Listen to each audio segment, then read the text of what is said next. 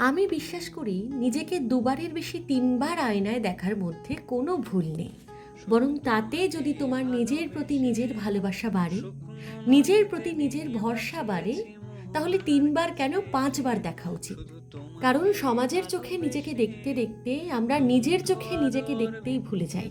আজকাল যে চারদিকে এত ডিপ্রেশন, অ্যাংজাইটি, এর সবথেকে বড় কারণ হচ্ছে সমাজের সাথে কম্পিটিশন। আর এই কম্পিটিশনে সবার আগে আমরা নিজের সত্তাটাকেই হারিয়ে ফেলি। সমাজ আমাদের কিভাবে দেখতে চায় আমরা নিজেদের সেভাবে তৈরি করার চেষ্টা করি। একবারও নিজেকে প্রশ্ন করি না যে আমি কি হতে চাই। তাই নিজেকে নিয়ে অবসেসড হওয়ার মধ্যে কোনো অপরাধ নেই। নিজেকে একটু সাজিয়ে গুছিয়ে যদি নিজের ভালো লাগে তাহলে অবশ্যই সাজাও। দিনের মধ্যে কিছুটা সময়ও যদি নিজেকে দেখে কাটে, সেটাই অনেক। আচ্ছা, এবারে একটা কাজের কথা বলি। আজকে আমি যে সুন্দর স্টাইলিশ এক্সেসরিজগুলো দিয়ে স্টাইলিং করেছি, সেগুলো আমাকে পাঠিয়েছে সাজকন্যা থেকে। ওদের আমি যেটা দেখলাম, জুয়েলারির কোয়ালিটির থেকেও স্টাইলগুলো ভীষণ ইউনিক।